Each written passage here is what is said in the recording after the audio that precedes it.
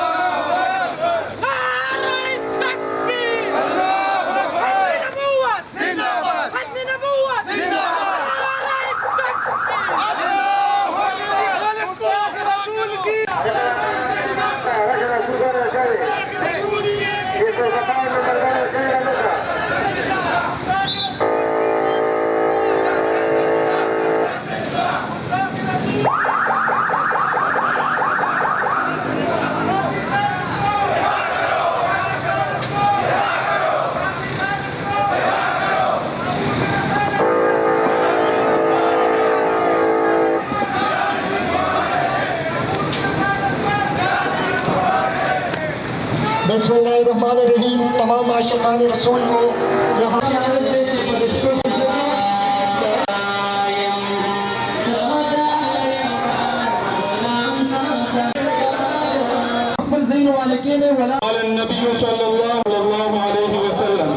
इंतहाई मकसद लावाज़िह और बयान दे जमूंगा उस्ताद पदी जोरों के जमूंगा उस्ताद पर जिस्मों के आगमीन लाजवंदेरा कमचे जनाब नबी करीम सल्लल्लाहु अलैहि वसल्लम पर इश्क बानी कुर्बानी की आगमीन लाजवंदेरा चिकन जनाब नबी करीम सल्लल्लाहु अलैहि वसल्लम कुल जान कुल तन और कुल माल अल्लाह जल्ल शानहू पलार की कुर्बानी को तैयार दे नवी वजना जमूंगा उस्ताद राजम की मकसद दावाज़िह के जमूंगा उस्ताद राजम की दल दादा होने मकसद द पारदी जिनपे खबर पसीना बांधे यो नौजवान दाजमूंगा उस्ताद जनाब नबी करीम सल्लल्लाहु अलैहि वसल्लम द पारा बांधन करे दे और यो मुर्दार गुस्ताखी चिकन दे दा वासिल जहन्नम करे दे अल्लाह मुहम्मदुर रसूलुल्लाहिर रजीम बिस्मिल्लाहिर रहमानिर रहीम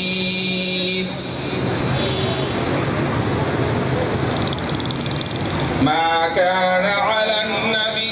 मिन हरजिन फीमा फरदल्लाहु लहु सुन्नतल्लाहि फिल्लज़ीना खलौ मिन क़ब्ल वकान अम्रुल्लाहि क़दरन मक़दूरा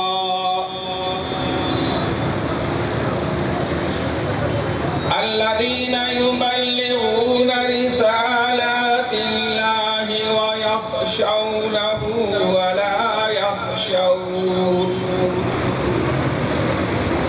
ولا يخشون أحدا خدمت کې درخواست دی چې خپل پر ځای باندې کښېنئ موږ خپله کښېنو تاسو کښېنئ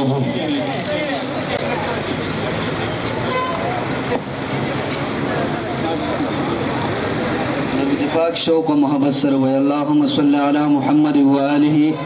व इतरतिहि बिअददि कुल्लि मालूमिन लक यहाँ समरगी चिपकट खिदा बिस्तर सरवी मरगू हवीची मलगुदा संघर सरवी خزو شان مرگا کورو کٹک در ننغوارما یہا غمر غوارم چی دٹیں توپ دسر سروی لکشان دی بیوخی گیا کما کڑے در بانے خوری لگی سبحان اللہ الحمدللہ بانے پابندی نشترے اور سبحان اللہ دا دغ غازی را پار ہوا ہے چی دغ خلقو تا پدولی کی قادیانا نوتا ید خزو شان مرگا کورو کٹک در ننغوارما هاغ مرغوارم چی دٹے توفت سر سروی استاد ورتلو سراپ غیرو یو لرزان راشی ذکا چستا چغا دا اللہ اکبر سروی یا اغیار ماخو تخبر تیر باسل نشی یزهم خکاریم هر یو خکار می دهنر سروی یا خیستا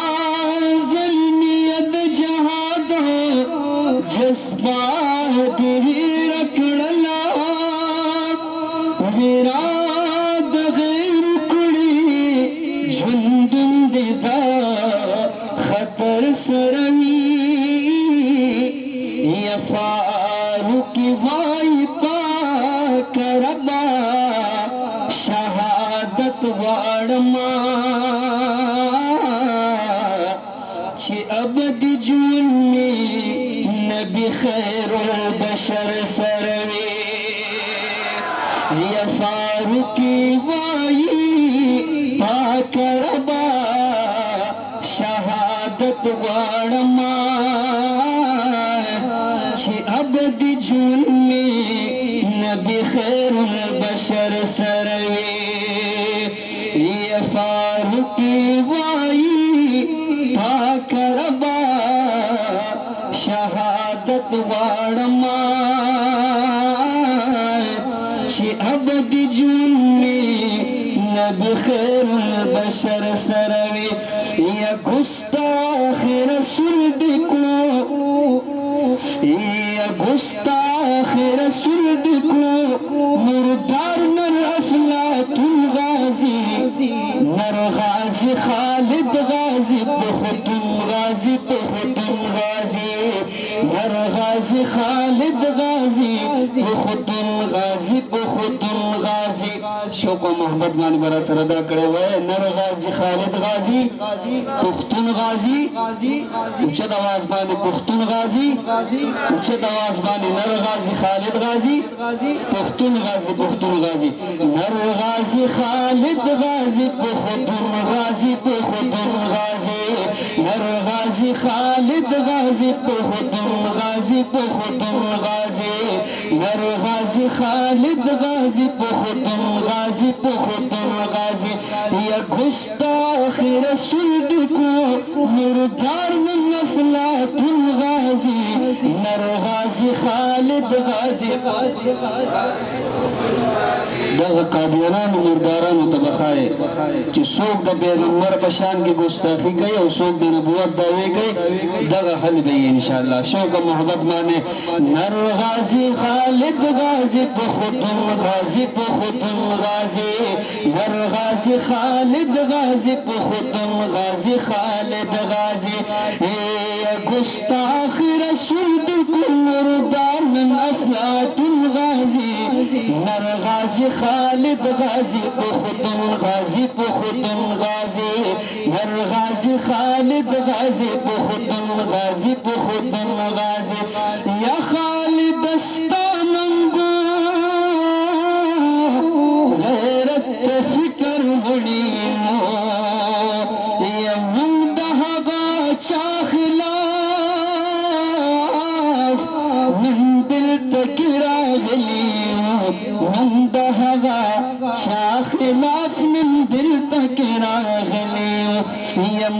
कफन पसर वर्त मैदान की उदरी मन कफन पसर वर्त मैदान की उदरी दिलियो ये अच्छे सुख भी दखदमी नबूवत शान की बदलुल गाजी नर गाजी खालिद गाजी बखुतुन गाजी से रिसालत बने कुर्बान कम बगानी ईमान दे तहफ्फुज़ दखल ईमान कम जान बपना से रिसालत बने कुर्बान कम जान बपना से रिसालत बने कुर्बान कम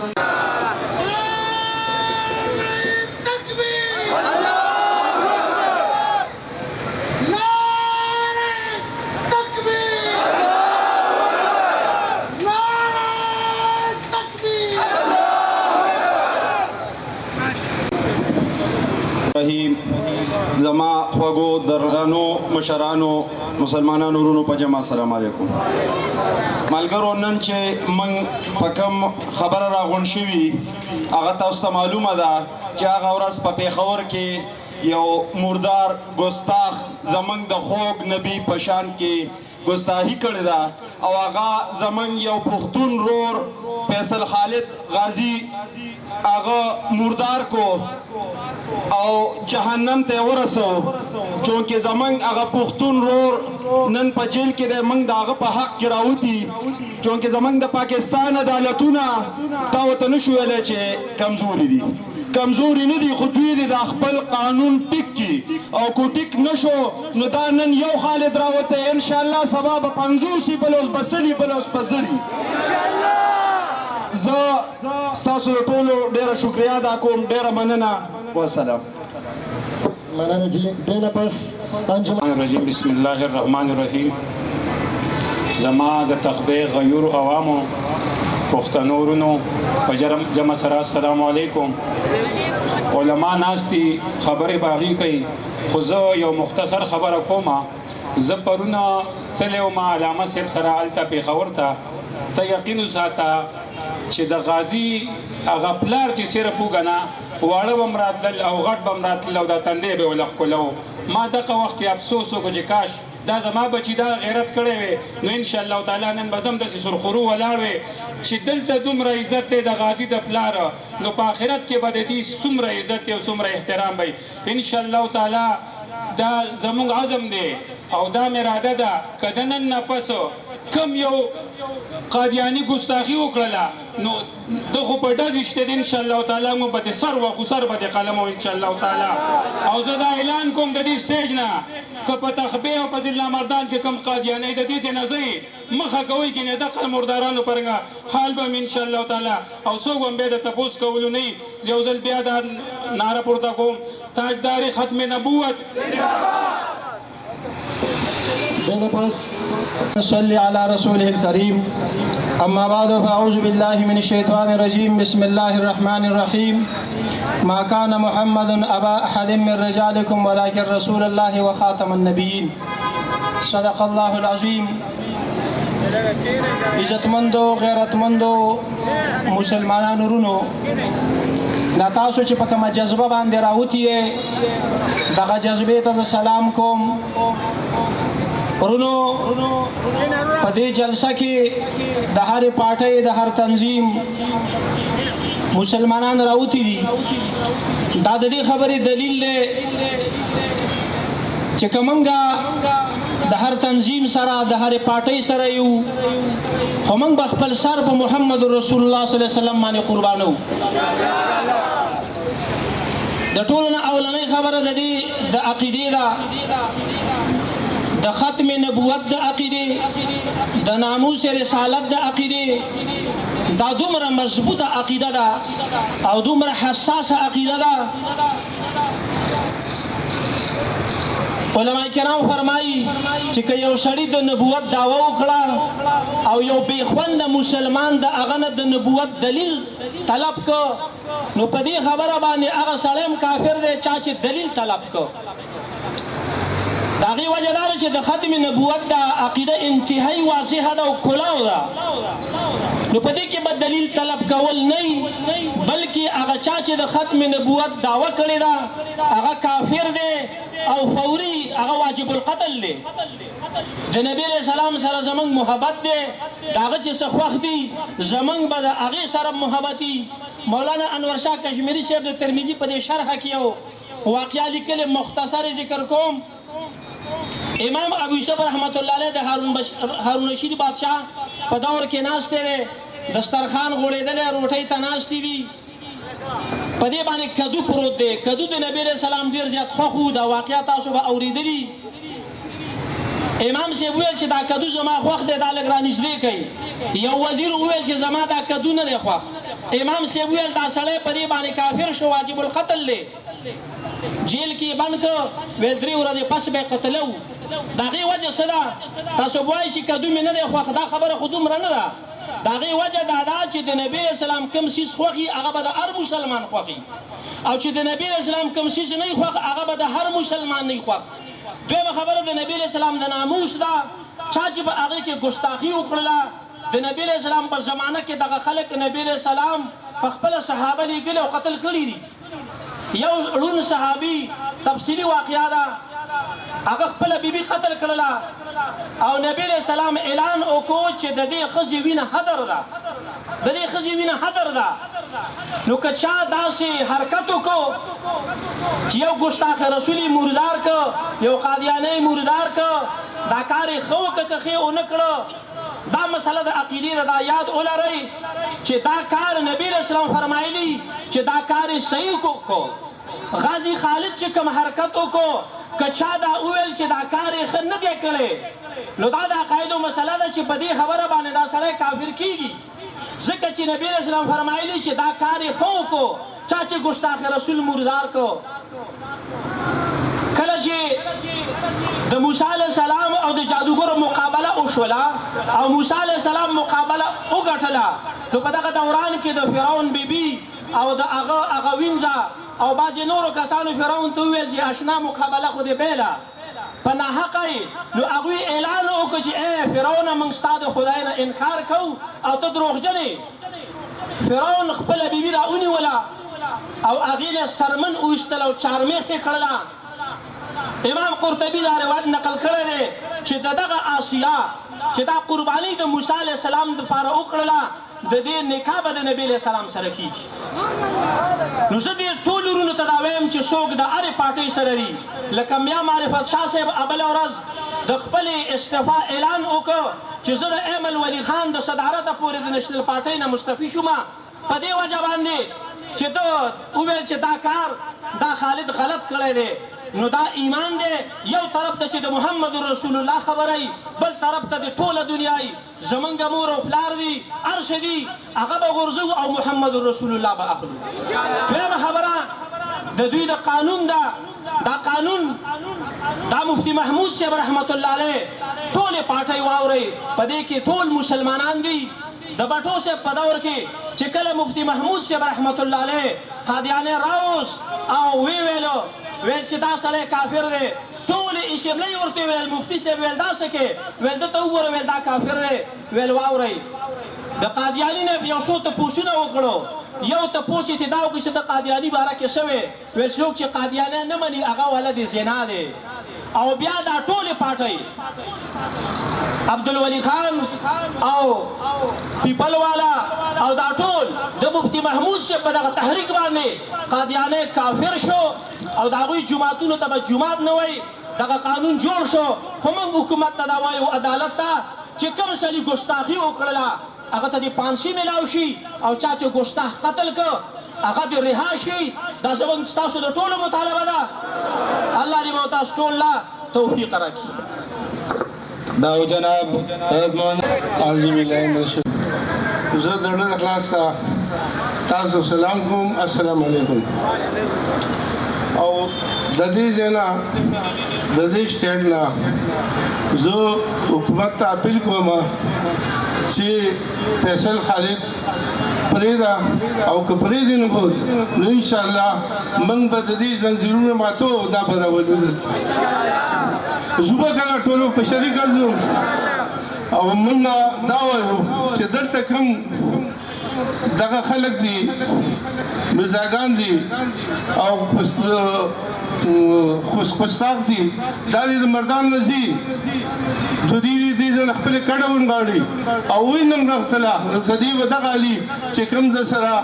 خالد وکړو ان شاء الله موږ ټول به سره کوو خالد سره نن ولاړی سبا ولاړی او ان شاء الله کده تر خطرې د سر خطرې ټول به په شریکه ځو او د زنجیرونو مباتو او دا به ان شاء الله راولو یې کنه ان شاء الله ټول به زو زبر مخکې ان شاء الله تاسو پر سره السلام علیکم جامع ابن عباس محتمم جناب المتقين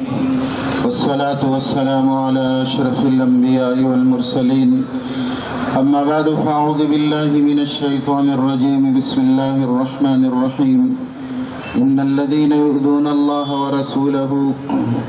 لعنهم الله في الدنيا والآخرة وأعد لهم عذابا مهينا عزتمندو دا ډیره د خوشاله خبره ده چې یو طرف ته اگر چې د عمل په اعتبار سره ډیر کمزور یو او هغه مغربي تهذیب ډیر حد پورې په مونږ کې کار کړی دی دا نبی علیہ السلام د عملی جون نه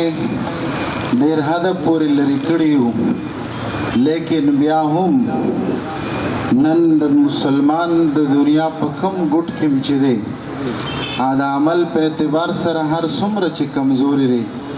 لیکن الحمدلله دا غد عقیده ده چې ځان به قربان کم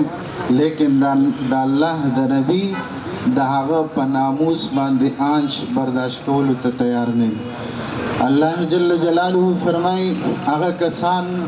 چې الله ته او د الله رسول ته اذیت رسي دا سه خبرې کوي د الله بارک خووي د الله ولد شته دی د نبی علیه الصلاۃ والسلام بارکی دا سه خلق هغه وخت کې چې د نبی علیه السلام په بارک به حج وکول په اشعارو کې نو الله فرمایي دغه خلق چې مزمت کوي د نبی علیه الصلاۃ والسلام دغه خلق لعنهم الله فی الدنیا والآخرة دنیا او آخرت کې الله په دې لعنت کړی دی وعد لهم عذابا مهینا الله د دې لپاره سپکون کې عذاب تیار کړی دی د دې وجنه د جمهور مسلک داري که یو سړی ګستاخی وکړي دا کس چې دا خو یوازې ګستاخی نه ده غوري هر ملګری وایي کنه ګستاخی وکړه دغه برملا د نبوت اعلان کړی دی دی خو وایي زه نبی ما د نبوت دعوی کړی ده او چې څوک دعوه خو نه کوي د نبی علیه السلام په شان کې ګستاخی مو کوي نو د جمهور مسلک دا دی که دا مسلمان دی او که کافر دی نو دا واجب القتل دی عدد توبه قبول نه ده دا پاکستان کې چې کوم قانون دی د توهین رسالت دا د جمهور په دې مسلک باندې جوړ دی نو قانون خدا دی دا منو چې ګستاخ رسول د نبوت دعوه کوونکی هغه واجب القتل دی لیکن چرته چې څومره نور قانونونه په عمل کیږي زمونږ په دې عدالتونو کې او روزانه د ظلم فیصله کیږي د قاتل ملګرتیا د مظلوم په خلاف فیصله کیږي نو التبیا داسې یو قانون ته خپل ځای څنګه ملاو شي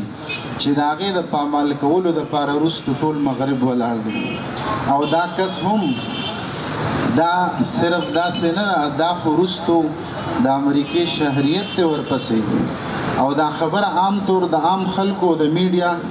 هغه گویا د دې خبرې د پټولو کوشش کوي چې امریکې دباو اچولې دی په پاکستان باندې چې چونکې دا زمونږ شهري دی نو دا کس چې دی نو دا به تاسو پانسي کوئ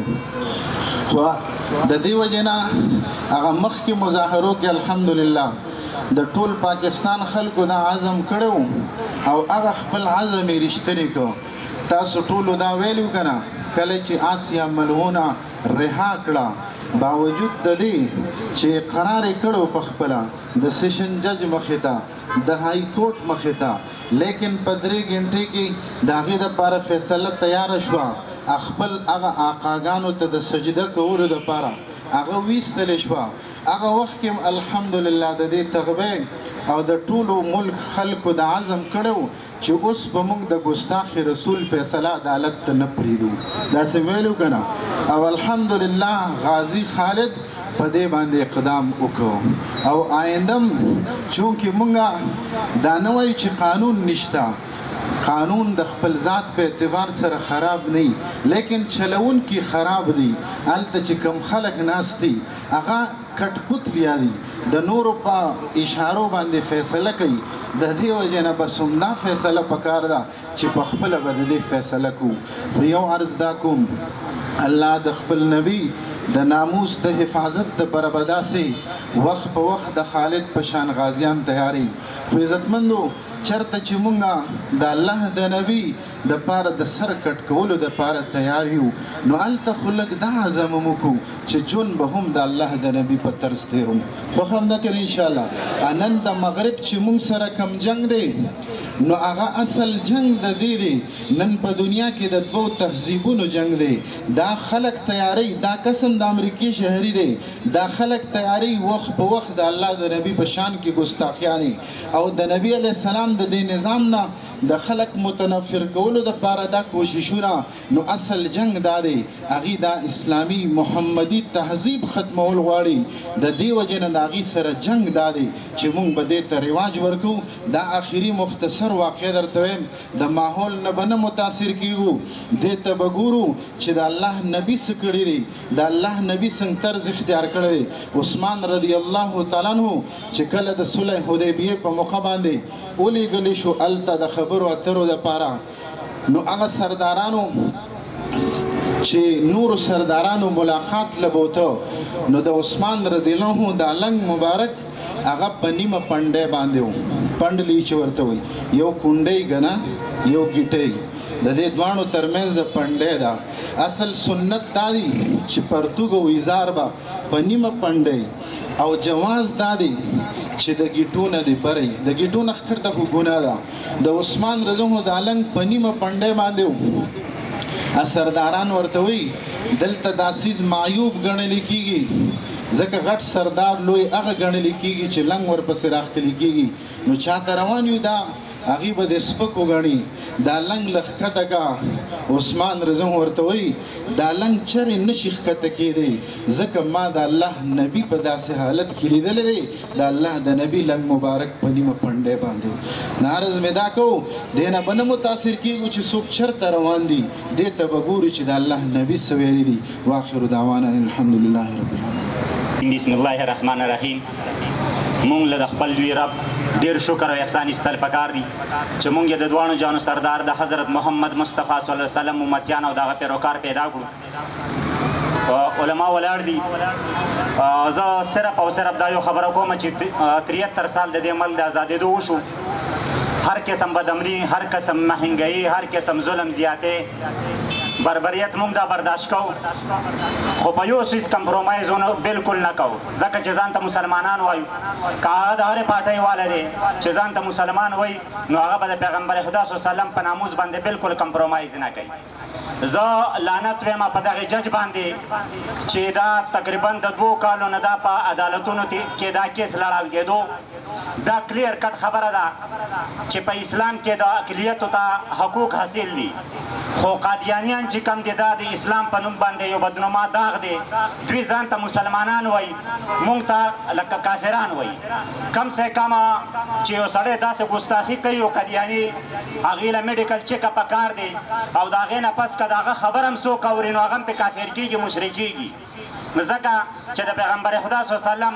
آخري نبی دی مونږ په دې عقیده ده په دې ایمان دی مونږ حکومت وقت او د دې بیروکریټس او د ججانو ته او د دې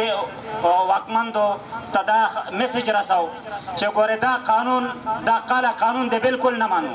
دا ملک د کریمې په نوم آزاد شوی دی مونږ هر یو شی برداشت کړی هر یو قسم ظلم زیاتې هم برداشت کړی دی خو په دې بالکل کمپرومایز نه کوو چې هغه د زما دین زما روح ته نقصان ورسوي نو چې څونه قادیانیان دي دا خبره دې واوري څنګه چې اسرائیلو هلته ځان مستحکم کو فلسطینیانو له د هغې ملک واخیستو دقه شان په دې ملک کې د دوی ته د بار ملکونو نه فنډینګ کېږي دا د مسلمانانو هغه میجارټي ختموي د هغې په نوم باندې د عمل کرورو تقسیموي. مونږ مسلمانانو له دا پکار دي چې د دې خلاف راوځو. یو ورځ داسې مرګ شته یا نن دی یا شل کاله وروستو، خو مونږ له نه ده پکار چې په دې کمپرومایز وکړو چې کم قادیانې په حیا په عزت کې دې لاړ شي. ځینې دا ټول واجب القتل دي، ځکه چې هره ورځ دوه پیغمبران نعوذ بالله په دوی کې پیدا کېږي او دا ګستاخي کېږي. نو دا زموږ د ټولو دا واده ده او دا اتفاق دی په دې خبره چې کومه یو قادیاني داسې خبره کوي کم سے کم دا د انګریز کتاب یې چې ویلی دی هغه ته بې نه پرېږدو. هغه زموږ بچی، هغه زموږ پلاري، هغه زموږ نیکۍ، هغه د دې معاشرې هر څوک دي، هغه نه به همدغه شان سر و. متفق یو په دې خبره. ختم نبوت والسلام. ډېره مننه جي. دې نه پس د جماعت اسلامي ډیپټي لله رب العالمين والعاقبة للمتقين. أعوذ بالله من الشيطان الرجيم. بسم الله الرحمن الرحيم. إن الله وملائكته يصلون على النبي يا أيها الذين آمنوا يصلوا عليه وسلموا تسليما. اللهم صل على محمد وعلى آل محمد كما صليت على إبراهيم وعلى آل إبراهيم إنك حميد مجيد. رب اشرح لي صدري ويسر لي أمري واحلل عقدة من لساني يفقه قولي. صدق الله العظيم. ډېر قابل احترام قائدین کرام او د دې غیرتمند خاورې غیرتمندو سپینروبو مشرانو همزولو ورونو، زه د تخبۍ د عوامو د اعتراف او تحسین که ونه کم نو خیانت به کوم چې د پټرولو په قیمت کې 25 روپۍ اضافه وشوه خو د تخبۍ عوام روډ ته راونه تلل. مهنګایي راله خو د تخبۍ عوام په دومره ګڼ شمېر سره روډ ته راونه تلل.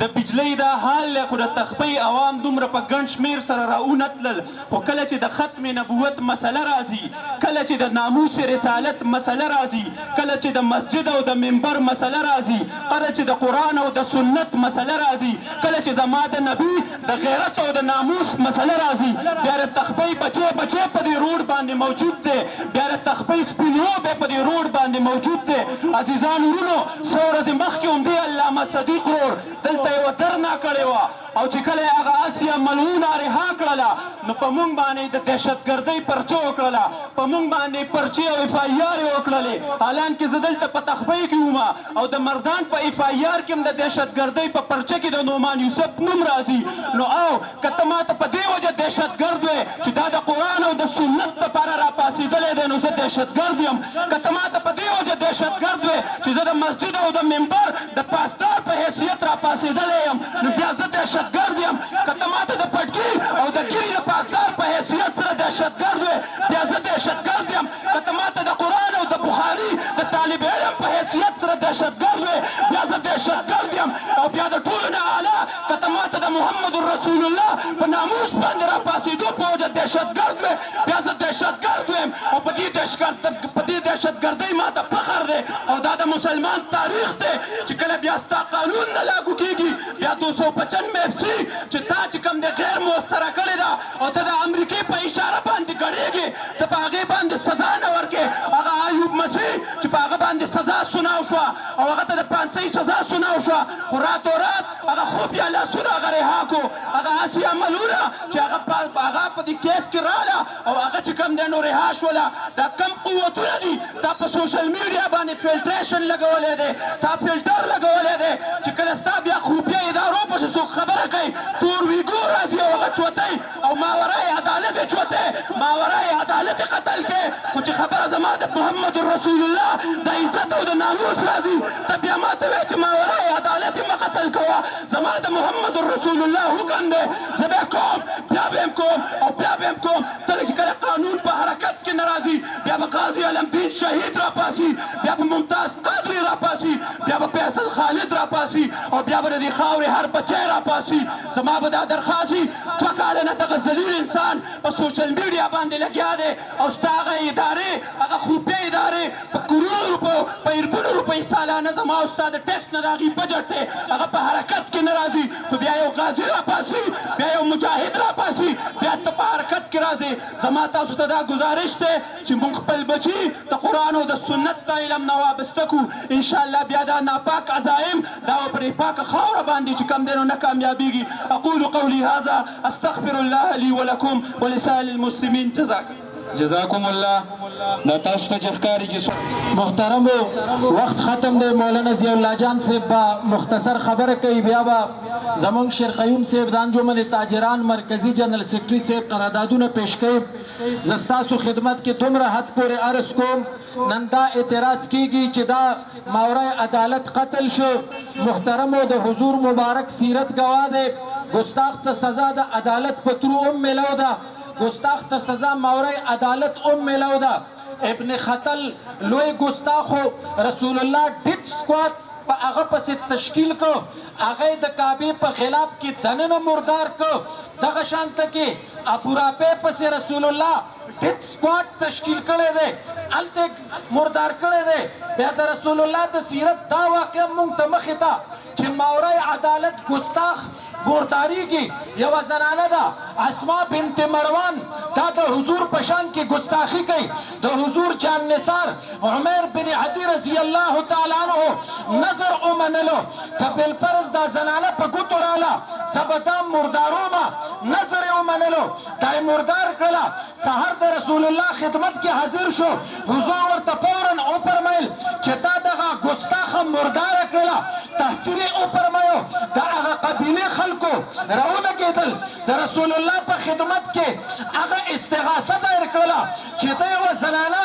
ماورای عدالت قتل کړې حضور مبارک د دغې ګستاخې وینه باطل ټهراو کړله خونبها یې معاف کړه رسول الله مبارک د دې صحابي تحصیل فرمایلی د دنیا سیکولرو هیومنسټو هیپیسټو واورئ ځواک ساتئ ګستاخ چې چاله په ګوتو ورغی که عدالت خپله ذمهداري پوره کوي یاد ساتئ موږ د آیین او د قانون په حدودو کې دننه وخت تېرو لیکن زه د دې خبرې په اعتراف باندې مجبور یم چې زما عدالتونه ګستاخانو له تحفظ ورکوي ګستاخان پیدا کوي زما عدالتونه غازیان پیدا کوي یاد ساتئ دا جرم نه دی زما د پښتون په معاشره کې په پاکستان کې څوک چې د چا پلار ملکي هغه ماورای عدالت د خپل پلار بدل واخلي همدقه د پښتنو لیډران یې په ملا باندې وټپئ وایي ته نر بادرې د خپل پلار بدل دې واخیسته زما پاکستان کې روزانه خلک د پلار او د مرور د مړي بدله ماورای عدالت اخلي ستا خوله ولې بنده شوله ولې ورته ماورای عدالت قتل نه وی دا زیاتی دی که نه دی جي ستا په تخبه په عدالت کې یو سړي د خپل پلار او ورور بدله واخیستله د تخبه نه یو بیان جاري نه شو د ولي باغ نه یو بیان جاري نه شو د نورو ځایونو نه یو بیان جاري نه شو چې ماورای عدالت قتل وشو محترمو دا ماورای عدالت قتل نه دی دا یو مسلمان خپله ذمهواري پوره کړې ده یو مسلمان د خپل فرض نباو کړی دی او ستاسو خدمت کې دا عرض کومه چې موږ دا واده لرو دا اقرار کوو چې د قانون او د عین د تانې او د عدالت دروازه به زه ډبوم که زما ذاتي پلار چا مړ کو لیکن یاد ساتئ که ټول تخبه واورئ که تخبه کې ګستاخ پیدا شو مدعي د نبوت پیدا شو ټول یې واورئ وعده کوو چې د عدالت او د تانې دروازه به نه ډبوو په دې اتفاق دی جي د ټکر په چوک کې به د دغې قصابانو په چړو باندې به چې خواښې کټ کوو دا زمونږ شرعي او اخلاقي او د رسول الله د عشق او د محبت تقاضا ده صحیح ده چې که نه داسې به کوو که نه به کوو او ستاسو سافټویر ما اپډیټ که مې نه که اپډیټ دا یاد ساتئ دا معمولي مسله نه ده ستا عدالتونه زه به د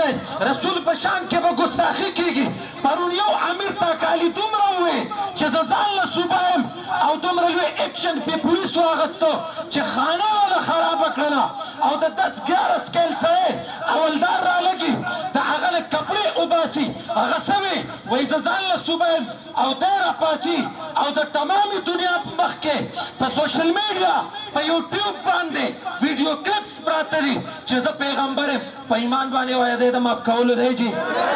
دې غازي نرتوب کړی که نه دی کړی لہذا واورئ الله دې ازمایش څه موږ نه مخامخ کوي لیکن که مخامخ شو نو د دغې ګستاخ حشر به د ټکر په چوک کې انتظامیه هم اینی عدالت پې ملي دې نه دینه بعد به بیا زه تاڼې ته ځم دینه بعد به زه بیا عدالت ته ځان پیش کوم لیکن زه دومره بې غیرته نه یم چې د رسول الله ګستاخ دی زه دغه بریدونو ته حواله کړم چې اخري نتیجې بیا مخې ته دا راشي چې پوپ یې بیا په یورپ کې استقبال کوي انشاءالله دینه بعد به د ګستاخ استقبال دا د یورپ په ځمکه نه کېږي دا به په پاکستان کې مسلمانان په خپله کوي انشاءالله واخر دعوانا ان الحمد لله رب العالمين مولانا الله وكفى وسلام على عباده الذين اصطفى أما بعد فأعوذ بالله من الشيطان الرجيم بسم الله الرحمن الرحيم ما كان محمد أبا أحد من رجالكم ولكن رسول الله وخاتم النبيين صدق الله العظيم قابل احترام د تخبه غیور عوام د انجمن تاجران مشران او د مختلفو سیاسی ګوندونو ډیر قابل احترام مشرانو دانن زمونږ استادو عظیمه غیرتی اجتماع او غونډه دا د یو عاشق رسول د یو غازی او د مجاهد او د دواړو جهانو د سردار د جناب محمد رسول الله صلی الله علیه وسلم په عشق او محبت کې دا او د یو ګستاخ رسول داغه خلاف زمونږ استادو دا اجتماع ده محترم عزیزانو دغه حقیقت تاسو ته واضح شه چې یو غازی او مجاهد را پاسې د یو ګستاخ رسول دای جهنم ته ورسو او دا زمونږ استادو د ایمان او د مذهب مسله ده امام ابو داود رحمه الله مستقل باب قائم کړي باب الحکم فی من سب النبی صلی الله علیه وسلم چې دا هغه سړی متعلق څه فیصله ده په اسلام کې په شریعت کې د مدینه په ریاست کې چې یو سړی رسول الله په شان کې ګستاخی وکي او دو واقعات ورپسې امام ابو داود ذکر کوي یو لون صحابي دی خپل بیبي هغه په وینو کې لت پت کړي دا او داغه دو ماشومان بچی داغه خوا کې پوینو کې سره پراته سبا رسول الله وی دا ظلم چا کړي دي تمام صحابه کرام خاموش اغلون صحابي اودرت وای دا کار ما کړي دا الله پیغمبره ولید دا کار کو وای دا الله پیغمبره ما ته سپور استغویلی ما برداشت کړي زما پلار ته ویلی ما برداشت کړي زما د مور په شان کې ګستاخی کړي ما برداشت کړي لیکن بیګا چې سکور تر عالم دې خزه خلپ رانیستا او ستا شان کې ګستاخی شروع کړه د الله پیغمبره ما برداشت نکړې شو ز پستر ګوندم ما دې له سزا نشو ورکولې دا په خوب کې خریدا چې دا وتشو او خراره شروع کړه ما مغول را واخس دا د تور نه لګلندي دا مې د شپې په دې لاس وو د دې په دې سینه کې خو او د پاسه په ورکې ناستم چې د ملات د تیر هغه کرم وورید بیا ته پاسې دم ورپسې د دوړو جهانو د سردار در واقعي نه رستا د حضرت علی روایت ده چې یو يهودانه د رسول الله حج وکولا او فخنقها رجل یو صحابي په ورمنډه کړه د مرینه اونو په ګوتو کې تسا وتا د دوړو واقعو متعلق رسول الله وی ان دمها حضر د دې خزوینه تویدا اگر چې زما عدالت موجود ده د رسول الله عدالت عظما موجودو دا تاسو نه چې تا مرای عدالت قتل دا څنګه کړی دی او زمونږ د پاکستان د عدالت نه په دغه مسله کې اعتماد پاسېدلی دی د پاکستان په تاریخ کې تر د اوسه پورې 1400 کیسونه د رسول الله د ګستاخانو راغلي دي او د پاکستان په تاریخ کې په 1400 مجرمانو کې یو مجرم ته د پاکستان د قانون د لارې سزا نه ده ملو شوې او هغه ګستاخ چې چا جهنم ته رسولی دی د پاکستان په تاریخ کې د پاکستان د قانون د شکنجې نه بچ شوی نه دی او هغې سزای موت هغه ته ورکړی دی او یوازې دا عدالت نه دی یوازې دا عدالت نه دی یوازې دا قانون نه دی لہذا د دې عدالت نه اخوا یو بل عدالت را روان دی په 1974 کې چې د پاکستان د پارلیمنت نه د تمام سیاسي ګوندونو په تایید د حضرت مفتی محمود رحمه الله په کوشش او د ذوالفقار علي بوټو داغه په دستخط باندې د قادیانی خلاف دا کم بل پاش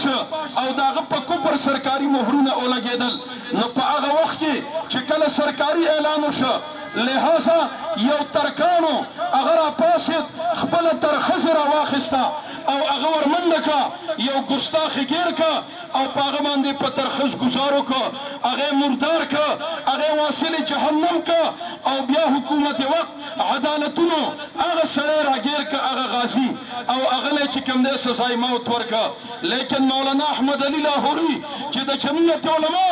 اولنی امیرو قطب الاقطاب او د دغه جنوبي ایشیا د ټولو نه لوی عالم زمونږ علامه شمس الحق افغاني هغه وایي زه د حضرت مولانا احمد علي لاهوري صاحب سره وما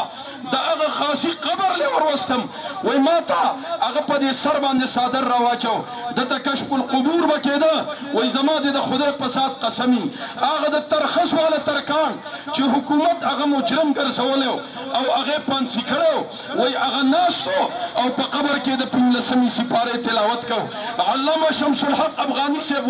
وای داغه تلاوت سره مام هغه تلاوت کو لہذا محترم عزیزانو د پاکستان په تاریخ کې تر اوسه پورې دغه مجرم او ګستاخ رسول ته سزا نه ده ملو شوې لہذا زمونږ دغه غازیان رونه چې دا کومه طریقه او دام یو لویه المیه ده په انډیا کې یو سړی دا دعوه نشي کولی چې زه ستاسو بګوان یم لہذا چې څومره د دنیا په عیسائی برادرۍ کې څوک دا دعوه نشي کولی چې زه د عیسایانو پیغمبر یم د یهودو په نړۍ کې نشي کولی لہذا په اسلامی ریاست کې او بیا خصوصا په پاکستان کې چې کوم دی صاحب هغه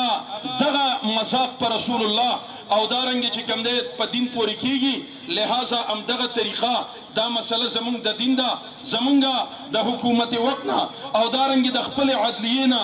دغه درخواست دی چې د هوش ناخونوالی که ته ریاستي مجرم د ریمنډاوس په شکل کې پرېښودی شي که ستا د پاکستان په عدلیه کې د اصغر خان کیس دا سردخانې ته تللی شي که د دې ملک یو لوی ډکټیټر د پرویز مرسل په شکل کې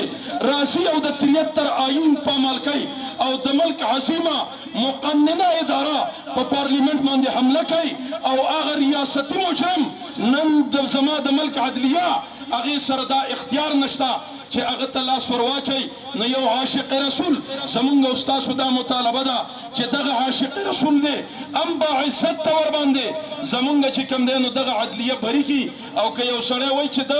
قانون په لاس کې واخیست نو څومره چې د قانون ماهرین دي او د پېښور وکلا برادري ده هغه ټوله د خالد غازي په شا باندې ولاړه ده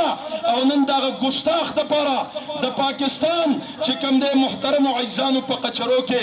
یو وکیل هغه ته نه میلاویږي چې دغه ګستاخ دپاره کیس لړی کوم دی وکیل را وغواړمه دا څومره د شرم خبره ده لہذا دا ماوره او دا به دغه مرتد او دارنګ د ګستاخ دغه خلاف چې کوم دی صاحب نه ولاړه انشاءالله چې زمونږ او ستاسو دغه جذبه نو دا جرأت به څوک نه کوي او بله ورځ ستاسو د مردان ما بتابات کې وکتل چې یو سړی راپاسېد په لوډ سپیکر اعلان وکړه وایي زه پیغمبر یم په چترال کې راپاسېد اعلان یې وکړه وایي زه پیغمبر یم هغه دواړه مجرمان هغه چې کوم دی نو هغه قانون ته حواله شو په مردان کې 3 سیشن جج بدله شو لیکن محترمو عزیزانو یو سیشن جج تر اوسه پورې د هغه خلاف فیصله چې کوم دی دا ونه کړې شوه دا زموږ عدالتونه دي لہذا عدالت ته به موږ نه پرېږدو همدقه به زموږ او ستاسو د دین او د شریعت کومه مسله چې ده دا به کوو او چې هر څه پېښېږي مرګسم را روان دی واخر الدعوانا ان الحمد لله رب العالمین کلا برادرۍ ته موږ دا د دې احتجاج په وساطت سره دا قرارداد وړاندې کوو چې خالد فیصل په باعزته طریقې سره بری کړی شي دا قرارداد تاسو ته منظور دی که چېرې په وخت د ماښام د حضور پاک صلی الله علیه وسلم په توپیل الله جل شانه زموږ او ستاسو دا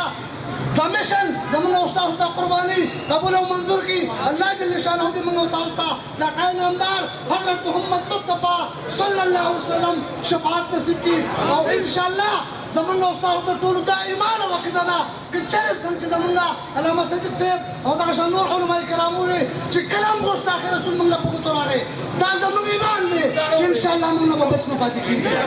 والسلام